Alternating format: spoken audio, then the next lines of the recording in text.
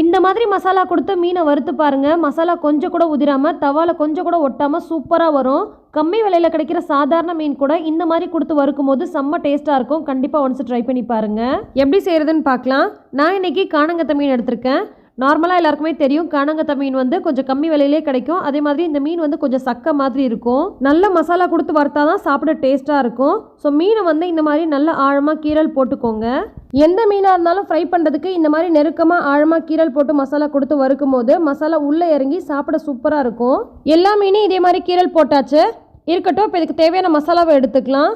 ஒரு பிளேட்டில் 1/2 ஸ்பூன் அளவுக்கு மஞ்சள் தூள் சேர்த்துருக்கேன். 2 ஸ்பூன் அளவுக்கு மிளகாய் பொடி சேர்த்துக்கிறேன். ரொம்ப காரமான மிளகாய் பொடியாக இருந்துச்சுன்னா 1 to 1.5 ஸ்பூன் அளவுக்கு சேர்த்துக்கோங்க.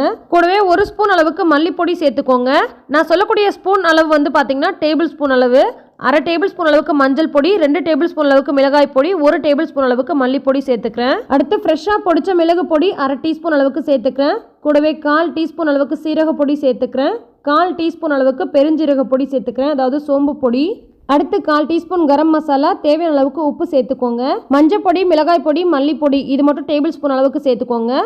மற்றது எல்லாமே மிளகு பொடி, ஜீரக பொடி, பெருஞ்சீரக பொடி, கரம் மசாலா இது எல்லாமே டீஸ்பூனால் கணக்கு பண்ணி சேர்த்துக்கோங்க. இப்போ இதுக்கு தேவையான அளவுக்கு உப்பையும் ஆட் பண்ணியாச்சு. இப்போ இது கூட 1 டேபிள் ஸ்பூன் அளவுக்கு கார்ன்ஃப்ளவர், 1 டேபிள் ஸ்பூன் அளவுக்கு இஞ்சி பூண்டு விழுது, 1 டேபிள் ஸ்பூன் அளவுக்கு எலுமிச்சை சாறு இது எல்லாமே சேர்த்துக்கலாம். இந்த மாதிரி மசாலா கொடுத்த மீனை வறுக்கும் போது மசாலா மீன்லேருந்து கொஞ்சம் கூட பிரியாது.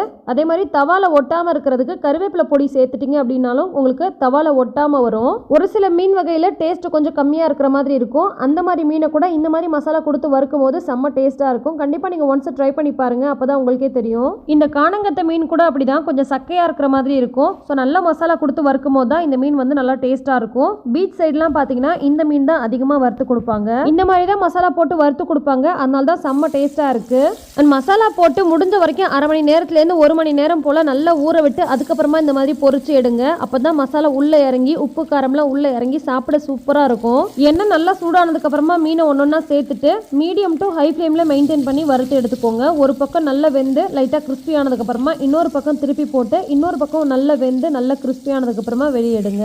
ஒரு சில மீனுக்கெல்லாம் ஜஸ்ட் உப்பு, மஞ்சத்தூள், மிளகாத்தூள் இதை போட்டு வறுத்து எடுத்தாலே சூப்பராக இருக்கும். ஆனால் எல்லா மீனுக்கும் அந்த மசாலா பத்தாது. நீங்கள் இந்த மாதிரி வறுத்து எடுக்கும் போது சாதாரண மீனெல்லாம் நீங்கள் வாங்கி செஞ்சு பாருங்களேன். இந்த மாதிரி செய்யும் போது சூப்பராக இருக்கிற மாதிரி இருக்கும்.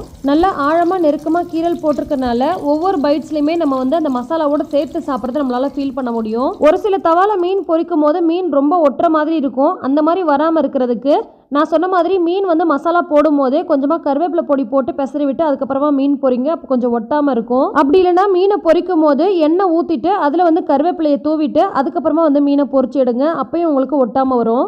மசாலா உதிராமல் பிரியாமல் மீனோட உள்ள வரைக்கும் நல்லா இறங்கியிருக்கு பாருங்கள். ஒவ்வொரு கடியிலையுமே நம்ம மசாலாவோட சேர்த்து சாப்பிட்ற மாதிரி இருந்தால் தான் டேஸ்ட்டாக இருக்கும். ஸோ அந்த மாதிரி தான் இருக்கும் இந்த மாதிரி பொரிக்கும் போது. ஸோ கண்டிப்பாக இந்த ரெசிபி நீங்களும் ட்ரை பண்ணிவிட்டு எப்படி வந்துச்சு அப்படின்றத எனக்கு கீழே கமெண்ட்டில் சொல்லுங்கள். இந்த ரெசிபி உங்களுக்கு பிடிச்சிருந்தா லைக் பண்ணி ஷேர் பண்ணுங்கள். மறக்காமல் சப்ஸ்கிரைப் பண்ணி ஃபாலோ பண்ணுங்கள். நன்றி.